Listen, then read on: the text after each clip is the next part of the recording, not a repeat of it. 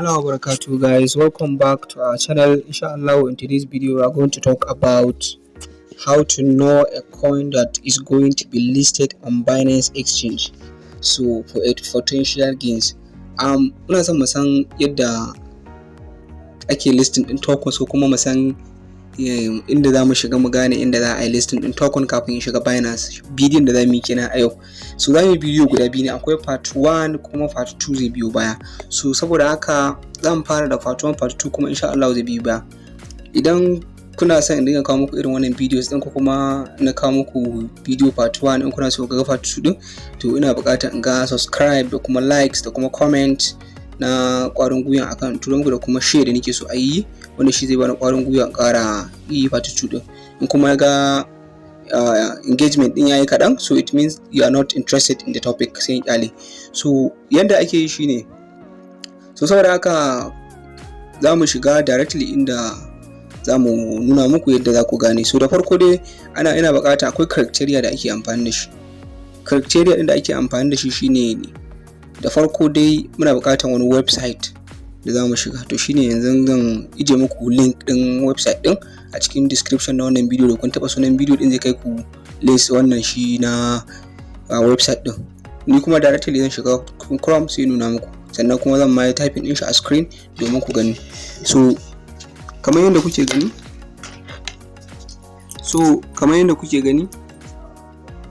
in mun zo wurin search din sai mu shiga bangaren wuraren search bar, sai mu search din abin da ake cewa crypto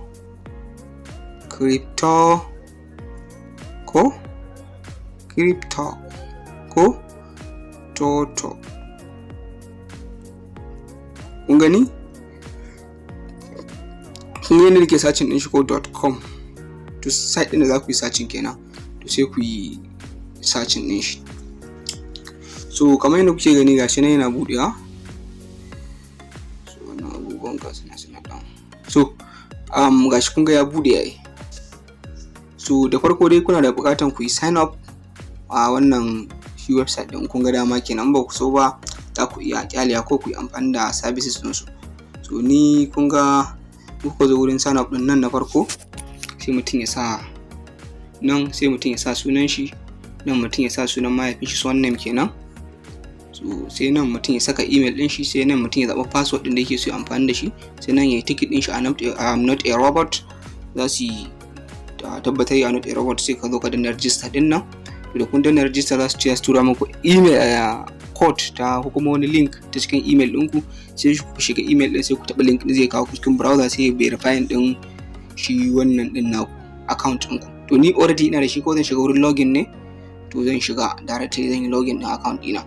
So ga yana na shiga ɓarayin login, to dan zan saka details ɗina, email ɗina da password ɗina. Kun gani gashi kuma na saka, ko sai mutum ya yi.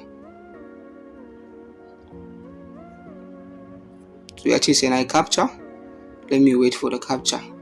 To ga yana na sa sai in sa login. To kun ga ya ce sai na yi captcha saboda mene? Ina yin amfani da VPN ne, shi yasa ya hana ni shiga. So by the way dai, so ga yana na yi captcha din, na shigo cikin account ɗina inda na yi creating. In kuma kun yi creating ina ku za ga ya kawo ku haka. To the next thing abinda za ku yi, sai ku zo ku taba inda aka sa wannan layi guda uku nan. Gashi kamar yadda kuke gani, wannan layi guda uku shi za ku taba. In gona taba shi, to sai ku zo inda aka sa wannan crowd sales, sai ku taba shi ma. In kuka taba shi, sai ku zo gurin inda aka sa upcoming ko kuma ga ongoing. To wurin fara taba upcoming din nan, to ga abin da zai bamu. To sai mi kasa, to ga nan kuna ganin duk wannan wanda za a yi ICO ne, wanda za a ICO nasu ga nan, wanda suke pre-sale ga su nan kamar yadda kuke gani. Ga su nan dai kowanne ga su nan suna da yawa kamar yadda kuke gani. Wannan upcoming kenan, wanda za su zo amma an samu su date kowanne in kun lura sosai.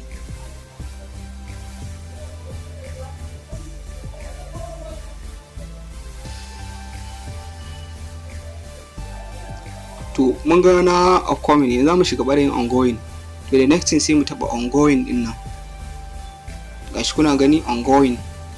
kun gani to ongoing ICO list, the best active crowd sales, kun gani ko, sai mu kasa a fresh list of current ICOs, STOs, IEOs and IDOs, kun gani to sai mu je, kun ga yana kan ongoing din nan, to sai mu tafi sai mu selecting, in mun ga dama bangaren AI ne nan sai mu zaba bangaren AI ne muke so ko adult ko gasu nan dai algorand ko arbitrum wannan gasu nan dai akan wani industry muke so, to kawai ba sai mun zaɓi industry ba, any industry kamar mu dai kawai mu ga token inda za a yi listing din shi a exchange. Criteria na farko abinda za ku lura da shi, kun ga su gasu nan, to abinda za mu lura da shi bari mu kasa nuna muku wani as an example. Dan ɗazu na ga wani, to shi za mu yi amfani da shi a matsayin example. Yawwa kun gan shi, abinda nake so da ku shine ku lura da wannan logo din Binance din nan. In kun ga logo din Binance a jikin shi token din, to it means za a yi listing din shi a Binance kenan. Duk sauran ma tokens din kowanne za ku ga logo din inda za a yi listing din shi. To shi wannan sleepless AI din nan kamar yadda kuke ganin shi za a yi listing din shi a Binance, kun ga logo din Binance.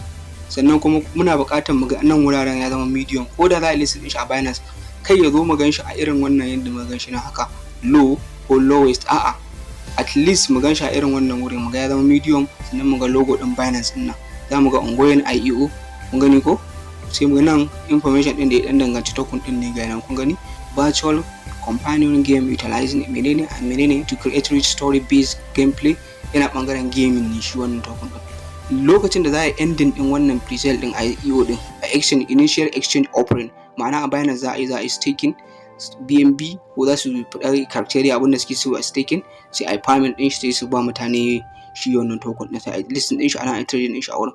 Wani bangaren industry yake na bangaren industry din gaming ne and virtual reality. Kun ga lokacin da za a fara 28, ma'ana an fara ma shi kenan 28 December 2023. End date lokacin da zai kare on mene on January 3rd 2024, lokacin da za a gama IEO din kenan akan Binance Exchange. To yanzu sai mu taba, muna son mu ga another information akai, sai mu taba shi token din.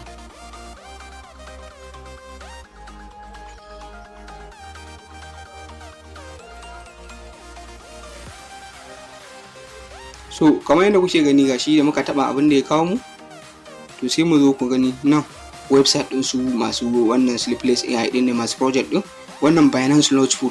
Kun ga an tabbatar da za a sashi a Binance. Bari mu taba Binance Launchpool din ku ga me zai kai mu.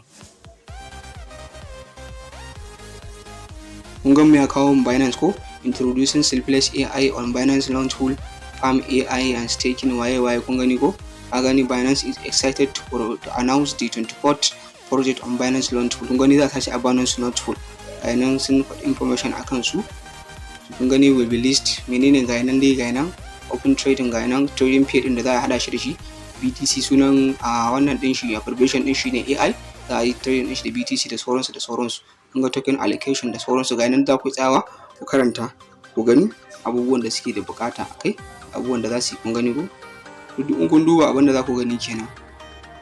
Kun gani nan za ku iya ku samu link ɗinsu na Telegram ku shiga ga abubuwan da suke yin, za ku tambaya ko wani abu, nan ma za ku ga Discord ɗinsu, ga yanayin community ɗinsu da yanayin engagement ɗinsu da sauransu, za ku tambaya ne da wani abu. Nan kuma Twitter page ɗinsu ne, za ku shiga nan wallpaper ɗinsu, za ku shiga karanta ku gani suna da unique use case ɗinsu unique ne, sannan ga website ɗinsu za ku shiga ku ɗan yi bincike akai, duk za ku iya. Bari mu ɗan shiga cikin Twitter ɗinsu mu gani ya abun yake tafiya.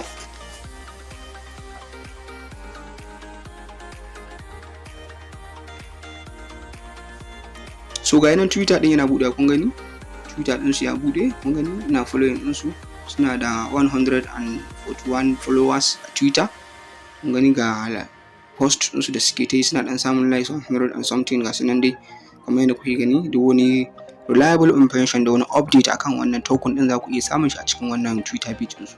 So bari mu koma baya don mu ci gaba da bayani akan inda muke so. Kun gani Binance suna wannan din ku shi note that abubuwa ba sai na tsaya na karanta wannan dogon abubuwan ba, saboda kan bidiyon ya tsawo ne, shi yasa zan yi wannan bidiyon a gurguje saboda ban san ya tsawo. To kun gani kamar yadda kuke gani Binance za su yi listing din shi, ga bayanai ne sun sassaka. To haka nan ake bi ake gane token da za a yi listing din shi a Binance da sauransu. Kamar yadda kuke gani za a yi payment din shi, wanda suka saba amfani da Binance sun san yadda ake payment. To za a fara ga ina kun gani ga date ga komai, da abubuwan da suke so mutum ya staking domin ya samu wannan abun da amount da ake so da abubuwan da za a ba mutum duk ga nan sun yi wannan ɗin shiga shi kuma kun gani Binance will then list sleepless AI at 2024 January 4th zai kama 4 ga watan January za su yi listing ɗin shi kana 10 UTC ma'ana 11 kenan mu in dai aka ce 10 UTC ma'ana mu kula so mu ce kara sai mu ce karfe 11 kenan a rana ga trading fee din da za a yi shi amfani da shi kenan ga yana so wannan shine yadda ake dan bincike a Gane kuma in kun lura nan IEO din nan it's ongoing ana ma kan yi ne saboda tun da 28 ne za a fara za a gama a 3rd January a 4th January kuma sai a listing din shi kun gani sai suka dan yi muku disclaimer ma'ana investing in this business you agree to a wannan disclaimer all why ga nan dai kun dai sani risks kawai dai magana suke akan risks